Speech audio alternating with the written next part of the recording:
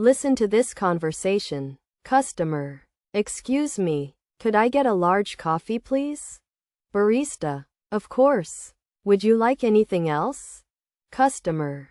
Actually, yes. Could you add some oat milk? Barista. Absolutely. That will be $4.50. Let us look at the key phrases. Could I get is a polite way to order. It is more polite than give me a coffee. Would you like is used to offer something. Actually is used to add something or change your mind. Absolutely is a strong way to say yes. Now you try. Imagine you are at a restaurant. You want to order pasta and ask if they have vegetarian options. Use these phrases. Could I get? Do you have? And actually. Pause the video and practice out loud.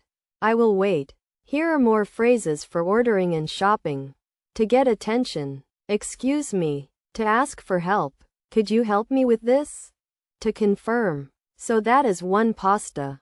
Correct? To thank. Thank you so much. I appreciate it. Great work today. You learned how to have a polite conversation when ordering or shopping. Remember, being polite in English means using could, would, and please. Practice these phrases in real life and you will sound much more natural.